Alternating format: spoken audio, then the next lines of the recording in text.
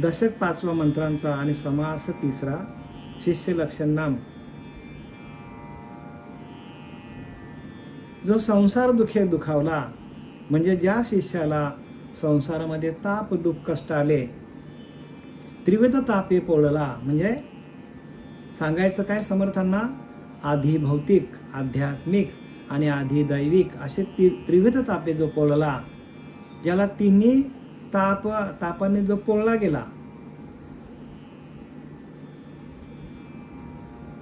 तोच एक अधिकारी झाला परमार्थाशी, त्यालाच परमार्थ जमेल। बहुदुःख भोगिले जेने, तयासीच परमार्थ बाणे। संसार दुःखाचे निगुणे, वैराग्य उपजे। काल मी तुम्हाला सांगितलं भागवतातून की ज्याच्याकडे ज्ञान आहे, ज्याच्याकडे वैराग्य आहे, जो स्वरूपाशी एकरूप झालेला आहे, त्यालाच परमार्थ जमेल। ज्याच्याकडे वैराग्य नाही, विवेक नाही, त्यागाची भूमिका नाही, विषयामध्ये अडकलेला आहे, अशा माणसाला परमार्थ आयुष्यात जमणार नाही। त्याला वाटत असेल की मी परमार्थ करतो, पण 100% चुकीच्या मार्गाने चाललेला असं समजायचं। कारण सगळ्या संतांनी हेच लिहिले की नाही, की वैराग्य मुळी होणं नाही, ज्ञान प्रत्ययाचे नाही, सूची आचार तोही नाही। मग भजन कसं होईल? समर्थ रामदासांनी एका समासामध्ये लिहिलंय की वैराग्य मुळी होणी नाही, वैराग्य अजिबातच नाही। सगळे विषय ठसठशीत त्याच्या हृदयामध्ये भरलेले आहेत। अशा लोकांना ज्ञान होईल का? वैराग्य मुळी होणी नाही, ज्ञान प्रत्ययाचे नाही, म्हणजे प्रत्यय म्हणजे प्रत्यक्ष अनुभव नाही ज्याला, ज्याच्या अंतःकरणामध्ये हरिनामाचा भाव तयार झालेला नाही, जीवशिवाचा ऐक्य झाला नाही, तसा सद्गुरु त्यांना मिळालेला नाही।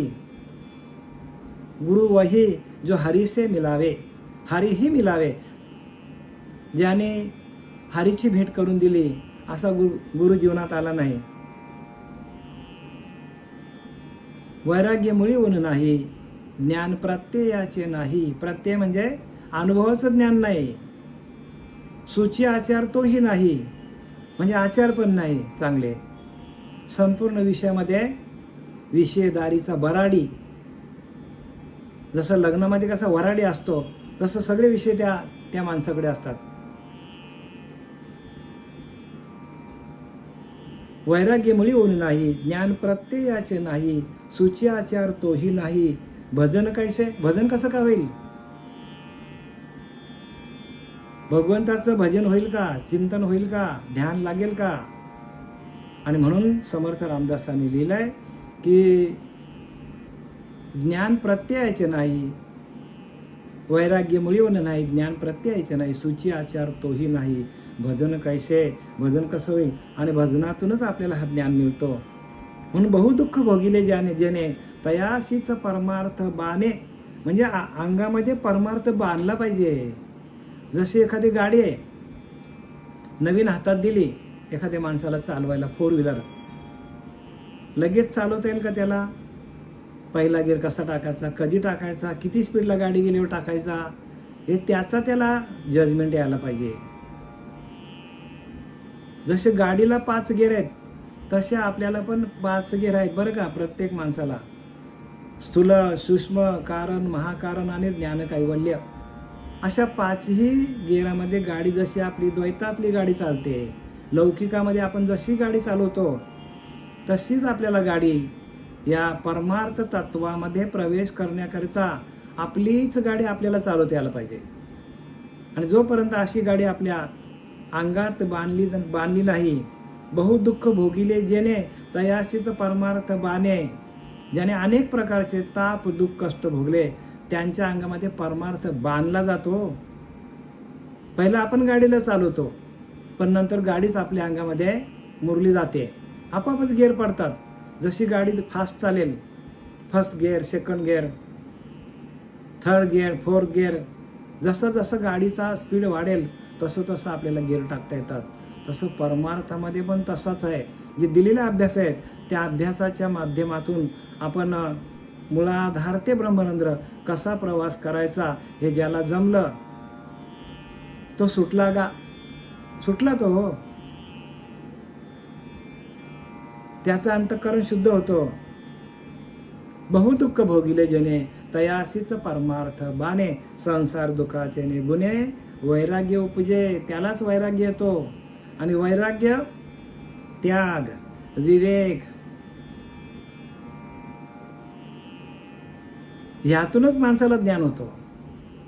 ज्याच्याकडे वैराग्य नाही विवेक नाही त्याग नाही त्याला होईल का ज्ञान हे. आणि म्हणून आपल्याला साधक कसा असावा त्यांच्याकडे लक्षणं कशी असावी हे सांगताना समर्थ रामदासांनी बरंच काही आपल्याला या दशक 5वा आणि समास 3रा शिष्य लक्षण नाम आणि आपण मागच्या वेळेला ओवी क्रमांक 58 पर्यंत आलो. आता 59 पासून आपण घेऊया. रासभ उकिरडा लोळे तयासी परिमळ सोळे उलक्या अंधारी पळे तया केवी हंस पंक्ती. रासभ उकिरडा लोळे. गाढव काय करतो त्या कचऱ्यामध्ये त्या घाणीमध्ये त्या चिखलामध्ये लोळतो. तयास परिमळ सोळे आणि त्याला त्यातच आनंद वाटतो बरं का. गाढव म्हणजे कोण.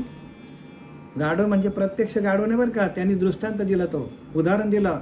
गाढव म्हणजे आपणच गाढव आहोत. माणूसच गाढव आहे. तो काय करतो त्याला परिमळ सोळे वाटतात. जसं जसं विषय भोगत जाईल तो काम आला क्रोध आला लोभ आला हे सगळे विषय आहेत. आणि काम क्रोध लोभ हे काय आहेत तर ही नरकाची दारं आहेत सांगितले समर्थ. सगळ्यांनी सांगितलं सगळ्या संतांनी हे काम आणि क्रोध आणि लोभ ही नरकाची दारं आहेत. आणि त्यातच त्या माणसाला जो विषय सुख घेतो त्या माणसाला तेच आवडतं. आणि म्हणून समर्थांनी तो उल्लेख केलाय. रासभ उकिरडा लोळे म्हणजे गाढवाची उपमा दिली माणसाला. आणि तयास परिमळ सोळे घाण आहे त्या घाणीचा वास आहे पण त्या घाणीचा वासच त्याला आवडतो. तसं जो विषयामध्ये अडकलेला आहे जो विषयांच्या अधीन झालेला आहे ज्याला विषय आवडतात तसं त्याला विषयच आवडतात का. तर विषय कसे आहेत विषय विषासारखे आहेत आणि त्याला तो विषच आवडतो. विषाचा परिपाडू गोड परमार्थ तो वाटे कडू आणि कडू विषय ते गोड झाले जीवासी. ज्ञानोबा सांगतात विषयाचा परिपाडू. विषय कसे विषासारखे आहेत. गोड परमार्थ वाटे कडू. गोड परमार्थ गोड आहे पण त्याला कडू वाटतं ते कोणाला जो विषयाधीन झालेला माणूस. विषयदारीचा बराडी असा लिहिले समर्थांनी. आणि गोड परमार्थ तो वाटे कडू आणि कडू विषय ते गोड झाले जीवाचे. विषय कडू आहेत पण ते त्याला गोड वाटतात कोणाला जो विषयाधीन माणूस आहे त्याला. आणि म्हणून इथं काय सांगतात रासबे उकरडा लोळे त्याशी परिमळ सोळे. आपल्याला गाढवाची उपमा दिलेली आपल्याला कोणाला जो विषयांमध्ये अडकलेला आहे ज्याला विषय आवडतात त्याला गाढवाची उपमा दिली. उल्कू अंधारी पळे तया केवी हंस पंक्ती. उल्कू अंधारी पळे म्हणजे काय घुबड असतो माहिती ना घुबड. त्याला रात्रीच दिसतो दिवसा दिसत नाही त्याला. मग अशा रात्री दिसणाऱ्या घुबडाला दिवस उजाडल्यावर त्याला राजहंसाची दोस्ती त्याला मिळेल का. राजहंसाची संगती मिळेल का. तसं जो अखंड विषयामध्ये लोळत पडलेला आहे अखंड विषयामध्ये लोळत पडलेला आहे त्याला जसं त्या राजहंसाला दूधच तेवढं घेता येतो आणि पाणी बाजूला करतो. जो अखंड विषयामध्ये लोळत पडलेला आहे त्याला विषय बाजूला करता येतील का. मग त्याला राजहंसांची त्याला संगती मिळेल का. राजहंसांची संगती मिळाली असेल तर संतांची संगत धरावं लागेल. त्या विषय सुखी माणसाला विषयदारीचा वराडी माणूस आहे त्याला संतांची संगत धरली. संत हेच राजहंस आहेत बरं का. राजहंस म्हणजे कोणी, पक्षी तर आहेत ठीक आहे, पण राजहंस म्हणजे संतांना राजहंसाची उपमा दिलेली आहे. मग आपण आता जे काय सगळे इथं आपण जमलेलो आहोत, जे काय आपण श्रवण करतो ते आपण राजहंसाची पिल्ली आहोत आपण, म्हणून आपल्याला हे आवडतं. बाकी विषयाधीन लोकांना बघा, संध्याकाळ झाली की चालले बाजारात, ते रात्रंदिवस विषयांचं चिंतन करतात, विषय भोगामध्ये अडकलेले आहेत, त्यांना हे आवडायचं नाही. आणि म्हणून तेवी उल्कू अंधारी पडे तेवी केवी हंस पंथी. उल्काला म्हणजे घुबडाला काय आवडतं, दिवस झाल्यावर त्याला दिसत नाही, तो आंधळा होतो. तसं विषयांमध्ये आंधळा झालेला माणूस आहे, त्याला संतांचं दर्शन कसं होईल हे सांगतात इथे. तैसा विषयदारीचा बराडी घाली अधपतन उडी. जो विषयामध्ये अडकलेला आहे त्याला घाली अधपतन उडी, त्याचं 100% पतन होणार. तो विषयांमध्ये उडी घालतो. त्याला असं संत संग आवडत नाही, त्याला चांगले विचार आवडत नाही, त्याला भगवंताचे विचार आवडत नाही, त्याला संतांचे विचार आवडत नाही, त्याला संतांची वचनं आवडत नाही, त्याला संतांनी जे काय वाङ्मय लिहिलेलं आहे तो आवडत नाही त्यांना. तया असं भगवंत आवडी सत्संग कैसा. मग त्याला भगवंताची आवड आणि सत्संग भेटेल कसा. ज्याला विषय आवडतात त्याला भगवंताची आवड नाहीये, आणि मग त्याला संतांची संगत कशी का आवडेल त्याला. बघा ना, एखाद्या ठिकाणी आपण प्रवचनाला गेलो तर किती लोक असतात मला सांगा. पण तोच जर पार्टी असू द्या मोठी खाण्यापिण्याची, तर कितीतरी लोक जमतात, अगणित लोक जमतात. का तर त्यांना विषय सुख आवडतं. आणि विषय सुख हे काही बोललेच नाही, पण काही केल्या मूर्ख न सेविता न सरे, ज्ञानोबा सांगतात. या विषय सुखासारखे काही अनेक सर्वथा रम्य नाही, ऐसा स्वभावच पाही. इंद्रियांचा, प्रत्येक माणसाच्या इंद्रियांचा स्वभाव येतो. विषय सुखासारखे काही अनेक सर्वथा रम्य नाही. दुसरं काय त्याला रम्य दिसतच नाही, फक्त भोगच दिसतात माणसाला. चांगले खाणं पिणं, भोग घेणं, शारीरिक भोग घेणं, मानसिक भोग, अनेक प्रकारचे भोग आहेत. म्हणून ज्ञानोबा लिहितात, या विषय सुखासारखे काही अनेक सर्वता रम्य नाही, ऐसा स्वभावच पाही. इंद्रियांचा स्वभावच आहे प्रत्येक माणसाच्या, की त्याला विषय सुखच आवडतात, दुसरं जगामध्ये काही आवडत नाही. म्हणून संत संग करा, संतांची संगत धरा. संतांच्या संगतीमध्ये आलं कारण आपल्याला अधोगतीला नेणारे, आपल्याला परत जन्माला घालणारे आपले इंद्रियच आहेत. आणि ते इंद्रिय जर भजन करायला लागले तरच आपल्याला भगवंताचं दर्शन होईल. इंद्रियांना काय आवडतं, डोळ्यांना काय आवडतं, विषयांचं बघणं आवडतं. कानांना विषयांचं ऐकणं आवडतं. मुखाला, तोंडाला काय आवडतं, वाईट शब्द बोलणं आवडतं, चांगले आवडत नाही. सगळं इंद्रियांचं जे सुख आहे, प्रत्येक माणसाच्या इंद्रियांना विषयांचं सुख आवडतं.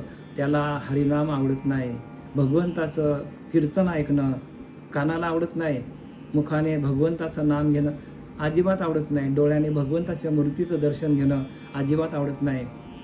मग हे सगळं कशामुळे होतं.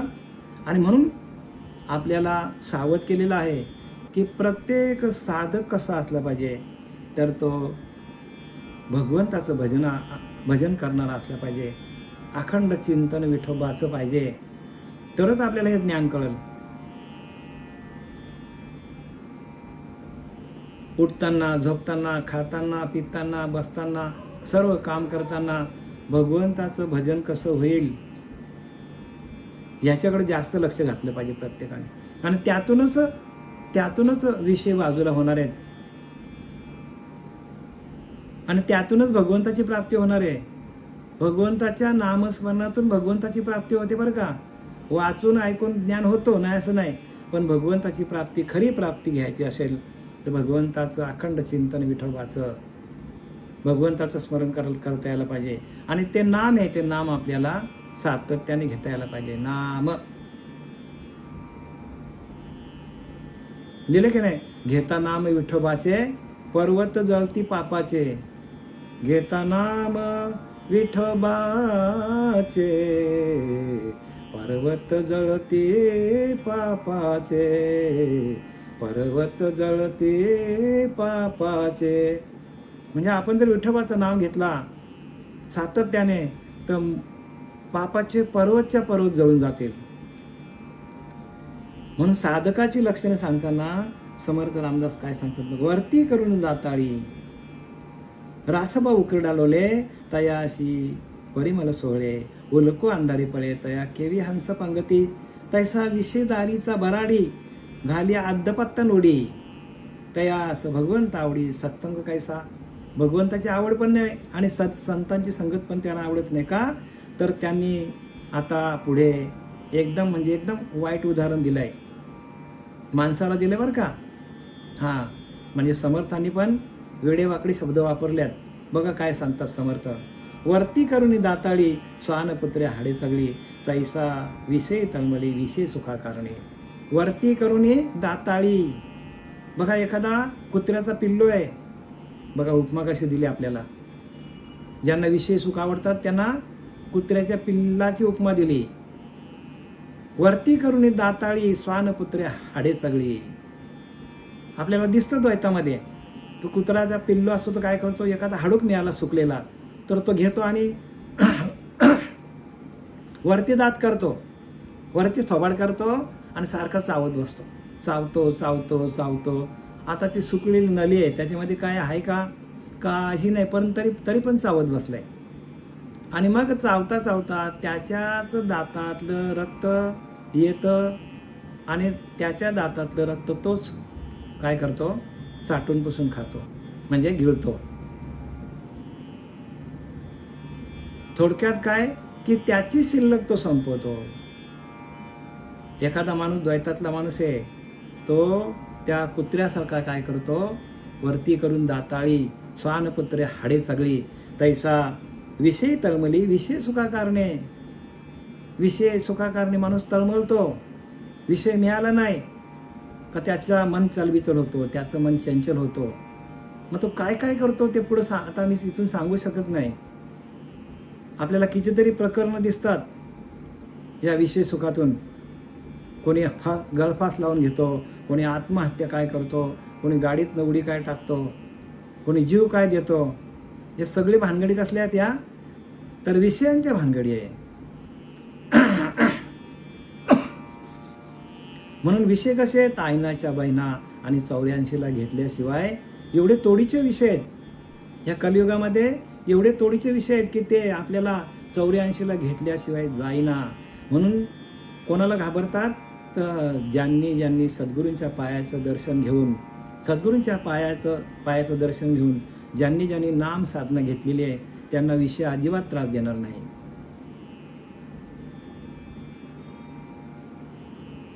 श्रीगुरूंच्या वचनावर जो आरूढ झाला आणि श्रीगुरूंनी दिलेली उपासना ज्यांनी केली त्यांना हे विषय अजिबात त्रास देत नाही बरं का. वरती करून जाताळी स्वानपुत्रे हाडे सगळी. तैसा विषयी तळमली विषय सुखा करणे. विषय सुखा करणे नुसता तळमळ करतो आणि मग त्याचं काय होतं, विषय त्यांनी भोगले की जसं कुत्र्याने ते हाड चगळला आणि त्या चगळताना त्याच्या दातातून आलेलं रक्त, त्याचाच दातातून आलेलं रक्त त्याला वाटतं लय गोड लागतं.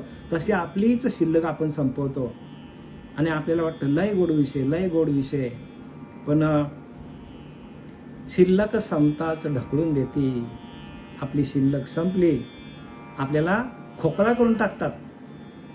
विषय काय करतात, प्रत्येक माणसाला खोकला करून टाकतात. आणि एकदा का आपल्या देहाची शिल्लक संपली का आपल्याला ढकलून देतात, म्हणजे अधोगतीला जातो माणूस. विषय सुखच आपल्याला काय करतात, विषयांचे सुख वाटे बहु गोड.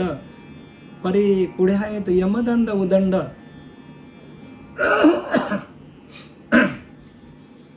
विषयांचे सुख वाटे बहुगोड, परी पुढे आहेत यमदंड उदंड. मारिती झोडीती यमाचे किंकर. यम येतात आणि आपल्याला मारत मारत नेतात. ते सुख वाटतं पण सुख नाही ते ना. विषय जनित जे जे सुख तेथेच आहे परम दुःख. पूर्वी सुख अंती दुःख नेमस्त आहे. म्हणजे विषय भोगताना माणसाला गोड वाटतात, पण त्याचा दिला आपल्याला आली तर आपल्याला भोगायला खूप कठीण आहेत महाराज. गळ गिरता गोड वाटे आणि ओढून घेता घसा फाटे. जसं एखादं गळ टाकलंय माशाला, त्याला गांडूळ लावलेला खाली, आणि मासा येऊन काय करतो, डायरेक्ट गिळून टाकतो. आणि वरती कोळी बसलेला असतो, तो काय करतो, खेचतो लगेच. आणि मग वरती आल्यावर काय करतो, त्याला माशाला काय करतो, एखादा चांगला लहान पोरगा असेल तर तो आपटतो पण त्या माशाला जागेवरच. म्हणजे एकदा का तसं त्या विषय सुख आहे, त्या विषय सुखाला माणूस अडकला, गळाला अडकलेल्या माशासारखी माणसाची अवस्था होतो. तळमळ करतो. हे आपल्याला कळत नाही बरं का, आतल्या गोष्टी सगळ्या. आणि म्हणून काय, वरती करून दाताळी स्वानपुत्रे हाडे सगळी, तैसा विषयी तळमळी विषय सुखा कारणे. तसा माणूस विषयाच्या सुखासाठी तळमळ करतो, आणि विषय सुख एकदा त्याने भोगले का त्याची देहाची शिल्लक कमी होते. आणि म्हणून समर्थ रामदासांनी लिहिले, सरिता संचिताचे शेष नाही क्षणाचा अवकाश, भरता न भरता निमिष जावा लागे. हो, सरिता संचिताचे शेष. जर आपण घेऊन आलेली शिल्लक आपली संपली, जसं एखाद्या माणसाकडे करोडो रुपये आहेत आणि त्याने ते विषयावर घालवले, आणि जर तो भिकारी झाला तर त्याला कोणीही विचारत नाही द्वैतामध्ये, तसं आपण भगवंताने आपल्याला जन्माला घालताना जी काय शिल्लक आपल्याला दिलेली आहे, ती शिल्लक आपली संपली. सरिता संचिताचे शेष नाही क्षणाचा अवकाश, भरता न भरता निमिष जावा लागे. एक क्षण पण आपल्याला थांबता येणार नाही. ताबडतोब आपल्याला देह सोडून जावा लागेल, शिल्लक संपली तर. म्हणून गाडी आपली भंगारात निघण्याच्या आधी आपण भगवंताचं नामस्मरण करा. एकदा का गाडी आपली गॅरेजला गेली, मग तिच्या लाईटी तुटतात, काय ब्रेक काय जातो तिचा, आणि गाडी एकदा उतरणीला आली, घसरणीला आली, आपली म्हातारपण आला तर गाडीला ब्रेक पण लागत नाही महाराज. ब्रेक लागत नाही, गाडी डायरेक्ट खाली दरीमध्ये कोसळते गाडी. त्या गाडीचा विषय नाही चाललं बरं का, आपल्याच गाडीचं चाललंय. आपलीच गाडी ही काय, आपलीच गाडी आपण विषयांवरती घालवली तर आपल्याला डोळ्याने दिसायचं कमी होतं. मग बोलतो आम्हाला वाचता पण येत नाही,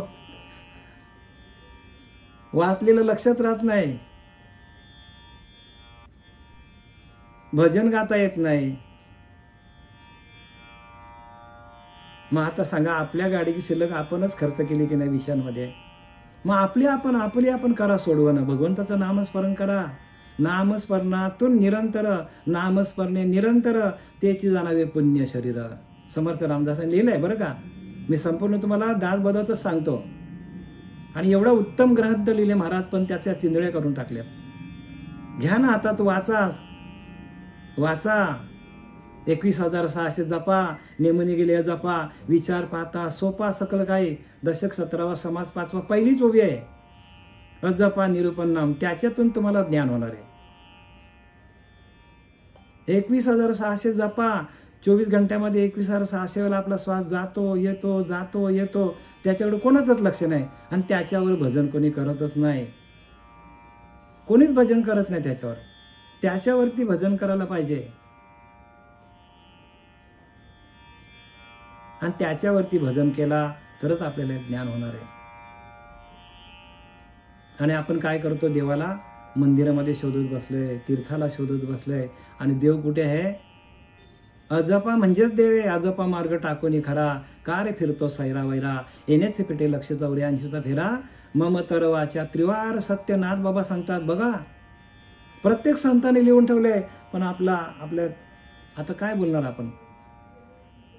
आपण अभाग्या नरा पामरा हे कळे ना, अभाग्य आहोत आपण. म्हणून भाग्यवंता घरी भजन कीर्तन त्याची वाट पाहे रघुनंदन. रघुनंदन वाट बघतो, देव वाट बघतो की कोण भाग्यवंत आहे की माझा हृदयामध्ये अखंड ध्यान करणारा कोण असा आहे, साधक आहे की त्याच्या हृदयामध्ये मला बसायला जागा कधी मिळेल. भगवंत वाट बघतो, पण आपण भजन करतच नाही ना, मग आपल्याकडे देव येईल कसा?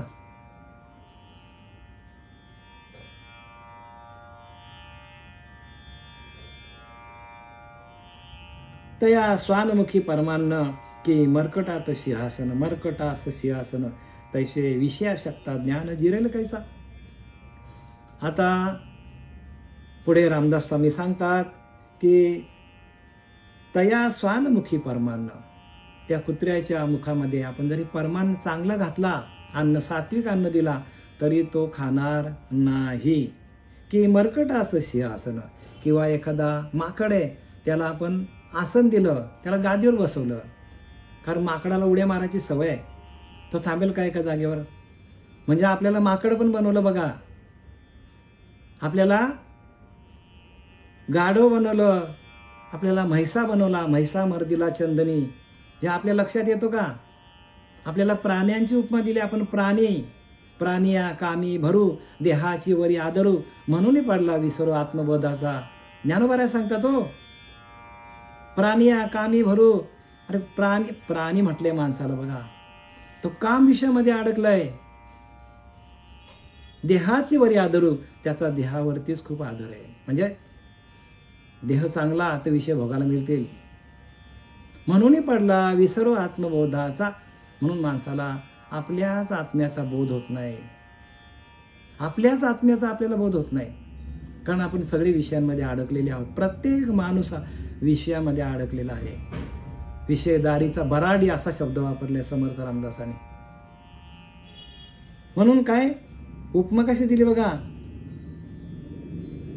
सगळ्या उपमा दिल्यात. प्राण्यांच्या उपमा दिल्या आपल्याला, प्राणिया कामी भरू देहाची वरी आदरू.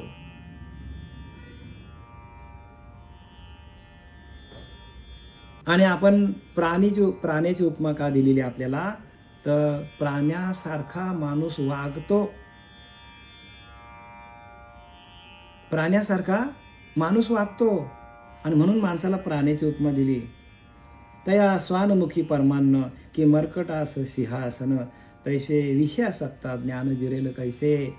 तसा एखादा माणूस विषयामध्ये आसक्त झालेला आहे, त्याला ज्ञान कसं काय होईल सांगतात समर्थ रामदास.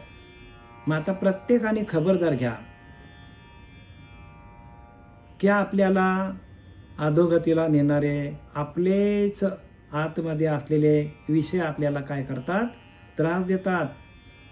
आणि ते विषय घालवण्याचा एकमेव मार्ग आपल्याला कोणी दिलाय, तर आपले सच्चिदानंद सद्गुरू श्रीपाद बाबा, रामदास बाबा, पांडुरंग दिवेकर बाबा यांनी आपल्याला दिलेला आहे. पण त्याच्यावरती आपण सातत्याने लक्ष ठेवायला पाहिजे, सातत्याने बरं का. म्हणजे आपल्याला ध्यानाला बसून आपले इंद्रिय जे आहेत ते इंद्रिय आपल्याला शांत शीतल एका आत्मस्वरूपाकडे आणता यायला पाहिजे, एका आत्मतत्वाकडे आणता यायला पाहिजे. या एका आत्मसुखाशी आपल्याला एकरूप करावं लागेल, तरच आपल्याला हे ज्ञान होईल. रासभे राखता जन्म गेला, तो पंडितांमध्ये प्रतिष्ठिला. न वचे तैसा आसक्ताला परमार्थ नाही. आता पुढे काय सांगतात बघा, सोप्या भाषेत सांगितलंय, सोपे वर्म आम्हा सांगितले, रामदास स्वामींनी सांगितलंय. सोपं आणि वर्माचं सांगितलंय, पण वर्म कसं काय समजेल? कारण तुमच्याकडे नाम नसेल, जर साधकांकडे जर ध्यान करत नसतील, आपल्याच अंतरीच्या अंतरात्म्याशी एकरूप होत नसतील, तर हे कसं काय कळेल सांगा तुम्ही? कळेल का कोणाला? नाही कळणार हो. समर्थ रामदासांनी किती लिहिलंय, त्यांना कुठंतरी उपरती झाली, अरे बाबा कलियुगातल्या लोकांना कळणार नाही ज्ञानेश्वरी, संस्कृत कळणार नाही, प्राकृत कळणार नाही, म्हणून अजून सोप्या भाषेत सांगायला आले समर्थ रामदास. पण त्याचा पण काय करून टाकला, भाजीपाला करून टाकला त्याचा पण. जोपर्यंत गुरुला शरण जात नाही तोपर्यंत हे ज्ञान कळणार नाही. शिष्यासन लविती साधन न करविती इंद्रिय दमन, आयशा आडक्याची गुरु तीन, मिळाले तरी फेकून द्यावे सांगितलंय, समर्थ रामदासाने लिहिलंय. कुठं चाललेत लोक बघा जरा. शिष्य असं न लविती साधन म्हणजे शिष्याला ध्यानाला बसवत नाही. ध्यानाला बसून एकाग्रचित्त करून घेणारा आपल्याला जोपर्यंत गुरु आपल्या जीवनामध्ये येत नाही. नुसतं ऐकणं म्हणजे ज्ञान नाही बरं का. ऐकणं म्हणजे माहिती आहे. आपल्याला थिअरी शिकवलेली, प्रॅक्टिकल शिकवली नाही. मग थिअरीवर आपण, एखाद्या डॉक्टरने नुसती थिअरी शिकली, त्याला मला सांगा, त्याला डिस्पेन्सरी किंवा त्याला दवाखाना उघडता येईल का? सांगा मला, उघडता येईल का? पण असे कितीतरी पंथ निघाले आहेत, फक्त थिअरी चालवतात, प्रॅक्टिकल कोणी करूनच दाखवत नाही. मग एखाद्याने नुसती थिअरी एखाद्या डॉक्टरने घेतली आणि त्याने दवाखाना खोलला ना, त्या दवाखान्यामध्ये आपण ॲडमिट झालो, आपण जगणार का मरणार? तुम्हाला सगळं ज्ञान सांगणार तो, पण प्रॅक्टिकल काहीच नाही. तसे सगळी पंथ आहेत, ते थिअरी सांगतात, प्रॅक्टिकल कोणी सांगत नाही. आणि म्हणून आपल्याला 100% अधोगतीला जावं लागेल. आपल्याच अंतरीच्या अंतरात्म्याशी सर्व संतांनी हेच केलेलं आहे. पाठी येणे, महर्षी आले, साधकाचे सिद्ध झाले. बघा, साधक होते आपल्यासारखे. तुकोबराया, ज्ञानोबराया, नाथबाबा, सगळ्यांनी काय केलंय? जनाबाई, मुक्ताबाई, कोणाचे तरी साधक होते. पाठी येणे, महर्षी आले, साधकाचे सिद्ध झाले, ब्रह्मविद थोरवले येण्याची पंथे.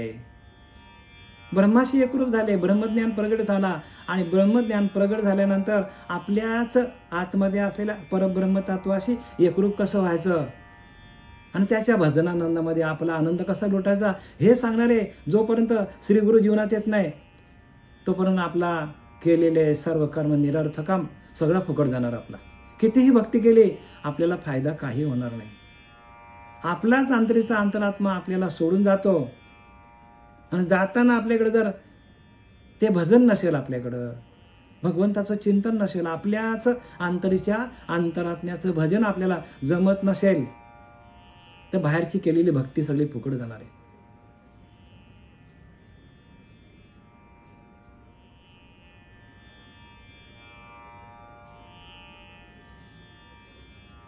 म्हणून प्रत्येकाने काय करायला पाहिजे? साधना निष्ठ व्हा, साधना करा, तुमच्या अंतरीच्या अंतरात्म्याशी एकरूप व्हा. तुम्हाला कुठेच जायची गरज नाही. म्हणून शिष्य असं न लाविती साधना, शिष्याला साधन लावूनच देत नाही, म्हणजे साधनेला बसवतच नाही, ध्यानाला बसवतच नाही.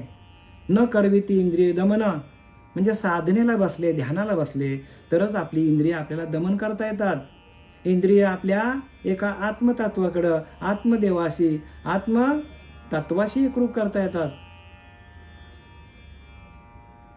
न करविती इंद्रिय दमन, ऐशा अडक्याची गुरु 3. मिळाले तरी टाकावे, त्याजावे, फेकून द्यावे सांगितलंय.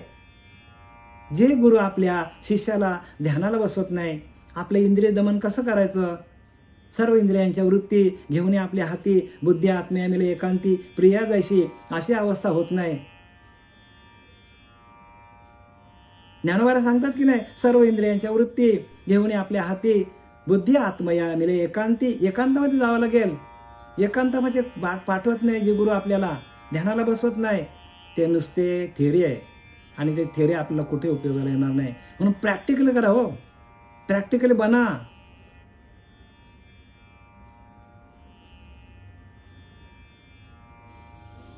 ऐशा अडक्याचे गुरु 3, असे आडणारे. बघा, अडक्याचे म्हणजे अडखळणारे, किंवा फुटक्या पैशाचे. अडक्याचे म्हणजे पूर्वी पैसा होता बघा, फुटका, त्याला होल होता मध्ये असा तो पैसा. ऐशा अडक्याचे गुरु 3, ऐशे एका पैशाचे गुरु 3, मिळाले तरी फेकून द्यावे सांगितले समर्थ रामदासाने. शिष्य असं न लाविती साधन, न करविती इंद्रिय दमन, ऐशा अडक्याचे गुरु 3, मिळाले तरी त्याजावे, फेकून द्यावे. मग आपल्याला असे मिळालेले प्रॅक्टिकल करून घेणारे, मग आपण त्या मार्गाने आपण जायला पाहिजे. त्या मार्गाने गेलो तर आपला हित आहे, नाहीतर मग आपला अनहित कधी होईल आपल्याला माहीत पडणार नाही बरं का. रासभे रागता राखता जन्म गेला, तो पंडितामध्ये प्रतिष्ठिला. आता दृष्टांत काय दिला? एखाद्या माणसाने गाढवं पाळली, रासभे राखता जन्म गेला, अख्खा आयुष्य गेला. कुंभार काय करतो? माती आणण्यासाठी पूर्वी आता ठीक आहे JCB निघालेत, काय काय निघालेत, पण पूर्वीचा दृष्टांत दिलाय समर्थांच्या काळाचा. त्यावेळेला ह्या नव्हत्या बरं का, हे JCB वगैरे नव्हते. तर त्यावेळेला काय करायचे लोक, कुंभार काय करायचे, तर गाढवं पाळायची. कशाला? माती शेतामधून आणायची आणि मग ती आपल्या घराजवळ ठेवायची आणि त्याची मडकी बनवायची. रासभे राखता जन्म गेला, अशा त्या कुंभाराचा आयुष्यभर गाढव राखण्यामध्ये जन्म गेला आणि तो पंडितामध्ये प्रतिष्ठिला. आता मला सांगा, असा माणूस गाढवांना राखता राखता एखाद्या पंडितांमध्ये, पांडित्य लोकांमध्ये गेला. न वचे तैसा आसक्ताला परमार्थ नाही. आता त्याला सांगा, त्याला पांडित्य जमेल का हो? म्हणजे थोडक्यात काय सांगायचं, आतल्या गोष्टी बघा. आता आतमध्ये या. ज्यांनी संपूर्ण आयुष्य रासभे म्हणजे आपले विषयांवरच ज्यांनी संपूर्ण आपलं आयुष्य घालवलेलं आहे, संपूर्ण बरं का आयुष्य, काम, क्रोध, लोभ, मद, मत्सर, दंभ, संशय, चिंता ह्याच्यामध्ये ज्यांनी आयुष्य संपूर्ण घालवलेलं आहे, ज्यांच्याकडे ठसठशीत विषय आहेत अंतःकरणामध्ये, तो एखादा माणूस पंडितामध्ये गेला, त्याला समजेल का पंडित काय बोलतात ते, संत काय बोलतात ते? रासभर राखता जन्म गेला, तो पंडितामध्ये प्रतिष्ठिला, त्याला पंडितांमध्ये स्थान मिळेल का? न वचे तैसा आसक्ताला परमार्थ नाही. तसं आसक्त, जो विषय आसक्त आहे, त्याला परमार्थ आयुष्यात जमणार नाही. म्हणून तुकोबाराय काय सांगतात की कामक्रोध निमालेच ठाई, पिकल्या सेंदे कडू पण गेले, तैसे आम्हा केले पांडुरंगा. कामक्रोध निमालेच ठाई. बघा, जागच्या जागेवर कामक्रोध गेले आमचे, थांबले. झाली आनंदाची वृष्टी. पिकल्या सेंदे कडू पण गेले, तैसे आम्हा केले पांडुरंगा. कामक्रोध निमालेच ठाई, झाली आनंदाची वृष्टी. आठव नाठव गेला गेला भावाभाव, झाला स्वयंमेव पांडुरंग. कधी आपण पांडुरंग होतो? ज्या वेळेला आपल्याकडे कोणतेच विषय नसतील. इथे तेच सांगितले की ज्यांच्याकडं सगळे विषय आहेत. रासभे म्हणजे गाढव म्हणजे काय, विषय सगळे. जो माणूस गाढवासारखा वागतो म्हणजे त्याच्याकडे संपूर्ण विषय भरलेले आहेत त्याच्याकडं. तो प्रपंचाचाच बोलतो सगळीकडे, परमार्थाचं एकही वाक्य त्याच्या मुखात नाही. त्याला हे जमेल का हो? त्याला जमणार नाही असं सांगतात. नवचे तैसा आसक्ताला परमार्थ नाही. म्हणजे विषयामध्ये जो अडकलेला आहे, विषयदारीचा जो बराडी आहे, त्याला परमार्थ अजिबात जमणार नाही. मिळाला राजहंसाचा मेळा, तेथे आला डोंब कावळा. राजहंसाच्या मेळ्यामध्ये म्हणजे हंसाच्या, आपण सगळे राजहंस आहोत बरं का. आपल्याकडं ज्ञान कसं आहे? हंस ज्ञान म्हणजे सोहमहंसा तत्वमशी, म्हणजे आपला श्वास जातो येतो जातो येतो, त्या तत्वाशी आपण एकरूप झालेला आहोत. सोहमहंसा तत्वमशी, तेची परब्रह्म तूच आहेसी. तो श्वास जातो येतो जातो येतो, तोच आपला देव आहे. समर्थ रामदासाने लिहिलंय, सोहमहंसा तत्वमशी, तेची परब्रह्म तूच आहेसी. तेच परब्रह्म आपण आहोत. विचार पाहता ऐशी स्थिती सहजच होते. जर आपला त्या श्वासाकडे लक्ष गेला, श्वास जातो येतो जातो येतो, असं आपण सातत्याने तासभर, 2 तास, 3 तास, 4 तास ध्यान केलं तर आपणच परब्रह्म तशी आपल्याला अनुभूती येते. तेची परब्रह्म तूची आहे अशी विचार पाहता अशी स्थिती सहजच होते. सहजच तुमची नाही झाली का? मग करून घ्या. सहजच बरं का, सहज शब्द वापरले समर्थ रामदासांनी. सहज न लागती सायास, जावे वनांतरा, सुखे येतो घरा नारायणा. म्हणजे काय? ज्ञानोबा पण तेच सांगतात, न लगे सायास, जावे वनांतरा. अरे वनात जायची गरज नाही, सुखे येतो घरा नारायणा. ठाईच बैसोली करा, एक चित्त, एका जागेवर बसा आणि एकाग्र चित्त करा. एकाग्र चित्त कधी होईल तुमचा? 21,600 जपा, नेमून गेले जपा, विचार पाहता सोपा, सकल काही सगळा परमार्थ सोपा आहे, पण 21,600 कडे कोणाचाच लक्ष नाही.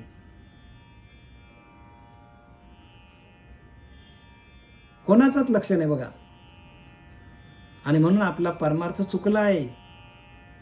सगळ्या परमार्थाच्या वाटा चुकल्यात. पण याचं कोणाला कोण सांगेल? आपण कोणाला सांगायला जाणार सांगा? आणि संतांनी बघितलं सगळे विषयामध्ये अडकलेले लोक आहेत, विषयदारीचे बराडी, आणि त्यांना तसाच वराड आवडतो. त्यांना हे संतांचा हे आवडत नाही, संतांचा संघ आवडत नाही. काही नका करू, संत संघ करा, पूर्वीचा धागा उगवेल. संतांची संगत करा, संत ओळखा. जर संतांना ओळखता आलं नाही तर मग आपली फसगत होईल बरं का. येथे कोणाचे वाक्य काय गेले? ज्याचे त्याने अनहित केले. आपलाच अनहित आपण करणार आहोत. संतांना ओळखा. संत ओळखता येत नाही, त्याच्यासाठी भाग्य लागतात. आता तुम्ही किती भाग्यवान आहेत बघा की सद्गुरू आमचे पांडुरंग देवकर बाबा, श्रीपाद बाबा, रामदास बाबा, आमचे गजानन महाराज, गुरुवर्य गजानन महाराज, गुरुवर्य शरद महाराज, यांची सगळी आपल्यावर कृपा आहे. आणि त्या कृपेच्या माध्यमातून आपण हे सगळं ज्ञान सांगत असतो. कृपा दृष्टीने हालिले आणि आपल्या पदी बसविले. आपल्या पदावर बसवतात ते. गुरु शिष्य एकची पद, तेथे नाही भेदाभेद. परी देहाचा संबंध तोडला पाहिजे हो. देहबुद्धी जायला पाहिजे. गुरु आणि शिष्य काही वेगळा नाहीये, पण देहबुद्धी जात नाही. आणि देहबुद्धी घालवण्यासाठी हे सगळी साधना आहे. मिळाला राजहंसाचा मेळा, तेथे आला डोंब कावळा. आता आपण राजहंसाचे मेळे आहोत. मग डोंब कावळ्याचं काही काम आहे का? डोंब कावळा काय करतो? लक्षू निविष्ठेचा गोळा हंस म्हणवी. सगळ्या विषय त्याच्या आतमध्ये आहेत आणि तो स्वतःला हंस समजतो. हंस क्षीरज्ञान म्हणजे काय? हंस काय करतो तर सार काय आसार काय ते बाजूला करतो. म्हणून साधू दिसती निराळे, परंतु ते स्वरूप मिळाले. आपल्या आत्मस्वरूपाशी एकरूप राहणं हेच ज्ञान आहे. आपला आत्मस्वरूप हाच आपला परमात्मा आहे. साधू दिसती निराळे, परंतु ते स्वरूप मिळाले. अवघे मिळून एकची झाले, देहातीत वस्तू. देहाच्या पलीकडची वस्तू आहात आपण. पण आपण तिथपर्यंत पोहोचत नाही आला. कारण काय? आपण गुरुने दिलेला अभ्यास करायला पाहिजे. या लागे अर्जुना तो अभ्यासी मज मिळे. अरे अर्जुना, तुला अभ्यास करून मला भेटता येईल असं भेटता येत नाही. अभ्यास करा. जमत नसेल तुम्हाला प्रक्रिया आम्हाला विचारा. आपल्या मताने उगाच चिखल उगा कालवू नका रे. आम्ही तुम्हाला शास्त्रामध्ये काय लिहिलंय ते सांगणार आणि तुमची प्रॅक्टिकल आम्ही घेणार, प्रॅक्टिकल घेणार बरं का. या प्रॅक्टिकलच्या माध्यमातून आपल्याला भगवंतापर्यंत पोचता येतो. मिळाला राजहंसाचा मेळा, पण तेथे आला डोंब कावळा. डोंब कावळा म्हणजे डोंब कावळा काय करतो? विष्ठेचा गोळा घेऊन येतो, हाडं घेऊन येतो, मांस घेऊन येतो. डोंब कावळा काळा काळा असतो तो. पण त्याला राजहंसाचा मेळा मिळाला, फायदा होईल का? काही काहीच मिळणार नाही. म्हणजे थोडक्यात ज्याच्या अंतःकरणामध्ये संपूर्ण विषय भरलेले आहेत त्याला राजहंस होता येणार नाही. आणि आपण सगळी राजहंसाचीच अवलाद आहोत आपण, तुम्ही आम्ही. ज्याला नाम मिळाले तो राजहंस झालेला आहे. शिर नीर निवडिती ते राजहंस बोलती, सार आसार जाणती ते महाअनुभवी. समर्थ रामदासांनी लिहिले. क्षीर नीर निवडिती म्हणजे पाणी आणि दूध वेगळं करतात ते राजहंस म्हणविती. सार आसार जाणती ते महाअनुभवी. सार काय आसार काय हे कोण जाणतात? संत महाअनुभवी, ज्यांना अनुभव आहे, ज्यांना आत्मप्रचिती, जे भगवंताशी एकरूप झाल्यात तेच हे सांगू शकतात. बाकी कोणी सांगू शकत नाही. ज्यांना ते अनुभव आलेला आहे, म्हणून अनुभव आले ते या जगा देत असे. तुकोबारास म्हणतात आम्हाला अनुभव आलेला आहे, अनुभव आले अंगे ते या जगा देत असे. अनुभवाच्या गोष्टी आहेत या. तैसे सज्जनांचे संगती विषयी सज्जन म्हणवती. सज्जनांची संगत केली विषयाधीन माणसांनी तर स्वतःला सज्जन समजतात ते. जसा एखादा डोंब कावला आलाय राजहंसाच्या पंक्तीमध्ये, तसे सगळे विषय ज्याच्या अंतःकरणामध्ये आहेत. पण तो संतांच्या संगतीमध्ये फायदा काय? प्रत्येकाचं अंतःकरण शुद्ध व्हायला पाहिजे.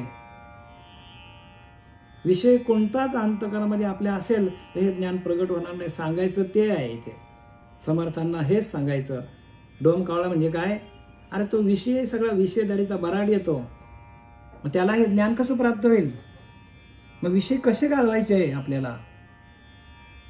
विषयांना बाजूला करण्यासाठी आपल्याला ज्ञानदेव म्हणे हरिनामाचे शस्त्र जेणे यमकुळगोत्र वर्जिले, शस्त्र आहे ते शस्त्र चालवता यायला पाहिजे तुम्हाला.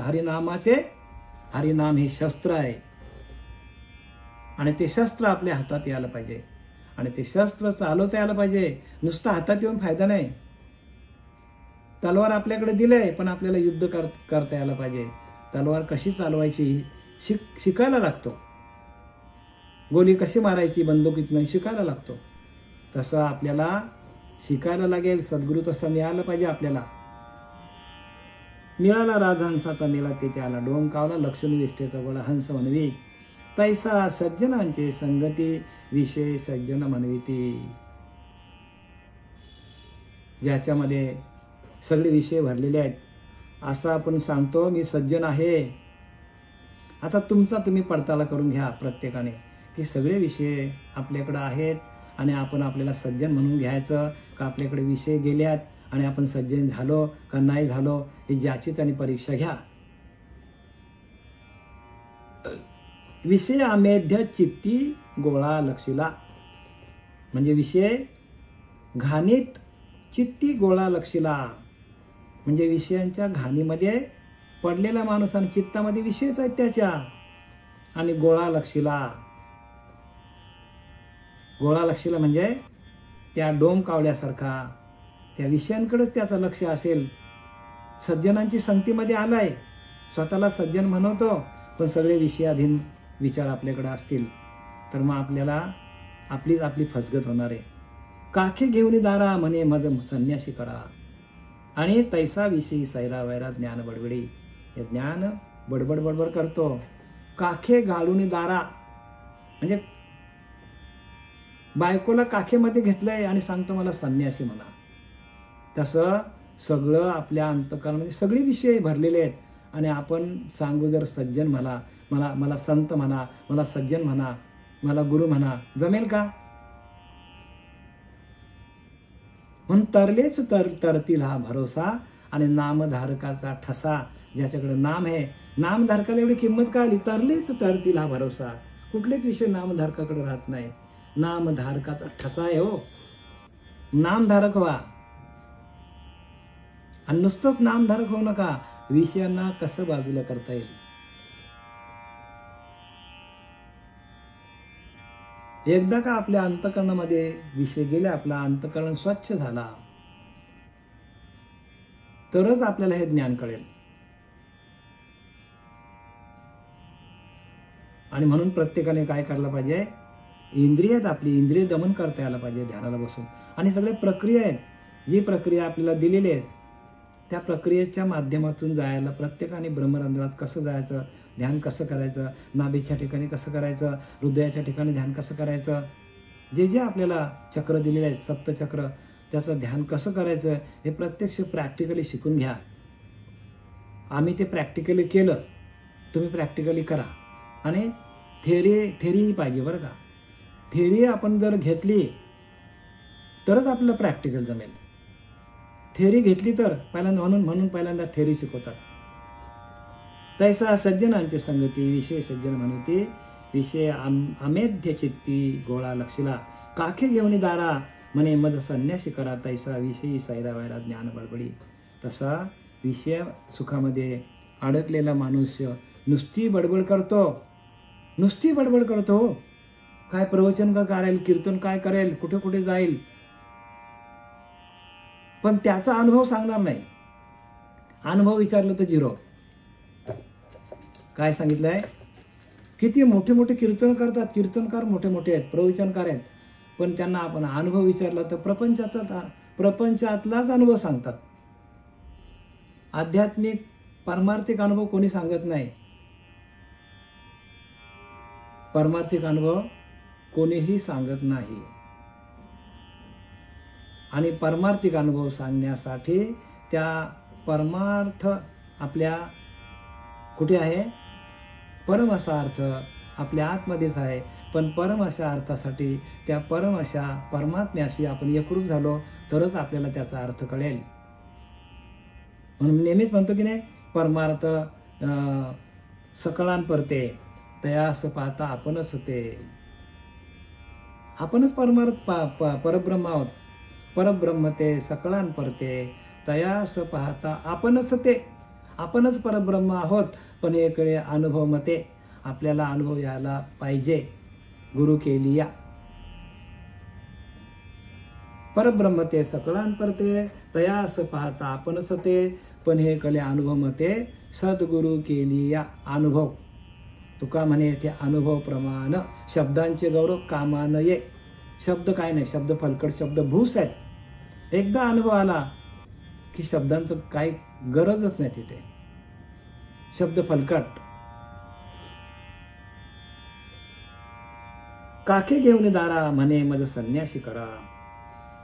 बायकोला बगळ्यात घेऊन मला संन्यास द्या, संन्यास द्या असे जर कोणी म्हणाला तर ते अर्थहीन असते.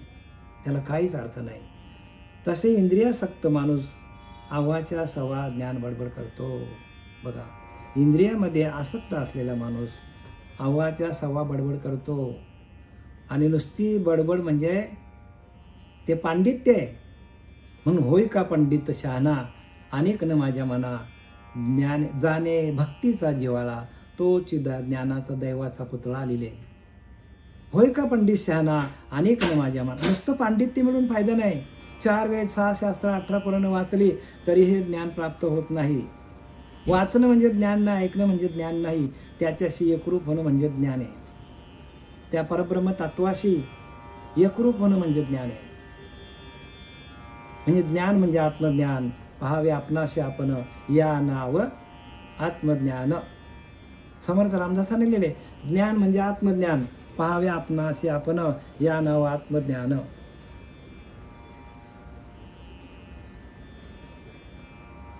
आत्मज्ञान कशाला म्हणतात? आपल्याच अंतरीच्या अंतरात्म्याशी एकरूप होणं आणि त्या अंतरीच्या अंतरात्म्याकडे असलेला आनंद, स्वानंद आहे, स्वतःचा आनंद आहे, त्याच्याशी एकरूप होणं, त्याला आत्मज्ञान म्हणतात. सोप्या भाषेत